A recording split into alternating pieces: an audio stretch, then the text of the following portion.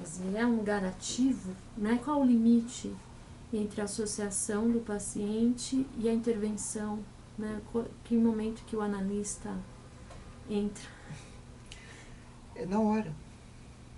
Eu não, acho que não tem fórmula para isso. Sem dúvida é ativo. Eu não acho que analistas sejam passivos. Nem o paciente. Né? Os dois são ativos. Acontece alguma coisa lá. Se eu estou ouvindo que você está falando de ativo, né? É porque vai ocorrer alguma coisa. Se a pessoa vai fazer uma análise e não acontece nada, né? Eu acho que o risco que o Caio estava apontando. Eu, talvez seja alguma coisa da minha formação, mas foi algo que uma pessoa, a primeira pessoa que falou assim, vai ver um paciente, né? Para mim, tá certo? Ele era dono do hospital, então ele podia falar isso, né? É uma pessoa que hoje não é lembrada aqui, mas que ele foi o responsável pela manutenção da Sociedade de Psicanálise no início dela, que ela estava ameaçada de ser fechada, né? Teve um problema lá com os psiquiatras aqui em São Paulo e processaram lá uma das fundadoras, a dona Virgínia Bicudo. E como ele era um psiquiatra também muito respeitado, ele se chamava Mário Ian, né? E que eu tive a sorte de trabalhar no hospital que era dele, né? Foi uma questão de sorte. Quer dizer, teve uma pessoa que eu confiava, falou, vai lá, se você quer fazer esse tipo de coisa, vai lá. E eu estava lá fazendo um estudo epidemiológico. E esse homem me viu fazendo, falou, o que você está fazendo aí? Ah, estou vendo aqui os registros e tal, para fazer uma... Eu falei, isso é bobagem, você está perdendo seu tempo, vem aqui ver paciente. Ele falou isso para mim. Aí eu fui lá ver o paciente com ele. Eu estou falando aí do Marian porque ele viu que a gente estava muito interessado em psicanálise, ele foi membro da sociedade, como eu tentei dizer para vocês, ele deu substrato para a sociedade funcionar, porque ele mandava o paciente para os analistas, tá certo? Ele tinha um hospital psiquiátrico, né? Ele foi o homem que introduziu o eletrochoque aqui no Brasil, e um outro tratamento lá de insulina para os tais de esquizofrênicos. Aí ele viu que a gente estava muito interessado e ele falou assim, olha, era eu e uns outros jovens, né, que eu tinha convidado para trabalhar lá, que eu tinha achado o hospital muito bom. Ele disse, olha, vocês ficam aí com esse negócio de psicanálise, vocês vão ficar com a pessoa 1, 2, 3, 5 anos, e depois vocês vão descobrir que vocês perderam tempo. Né? Vocês acham que é bom isso?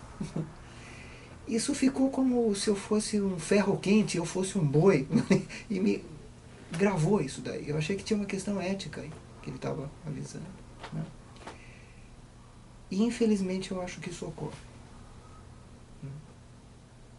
Eu acho que quando, por exemplo, se confunde essa atividade com outras atividades, que em si tem lá o seu lugar, como literatura, filosofia, né?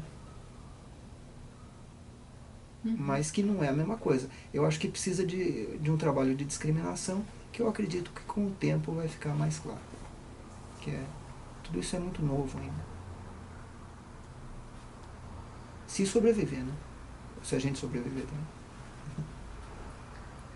Qual que é o lugar da intuição do analista numa análise? Em alguma medida, ela pode ser entendida como uma contra-transferência? Não. Se for contra a transferência, não está havendo uma situação de intuição. A não ser que o analista intua que está acontecendo alguma coisa errada lá. Aí o analista vai lá na análise dele, e pode ser que, se tiver com muita sorte, se ele puder também ter uma análise, ele vai examinar a tal da contra-transferência na análise dele. Na hora que está acontecendo, não. Você perguntou qual é o lugar da intuição. É um dos nossos instrumentos. A gente tem muito poucos instrumentos. E, ao mesmo tempo, os poucos são tão complexos que qual que é o nosso instrumento para estudar a personalidade? É a personalidade. Esse é um problema da gente. Né? Quais são os outros instrumentos? A gente tem o divã, tem as formulações verbais, a gente ainda está nesse tipo de coisa, não tem outras formulações.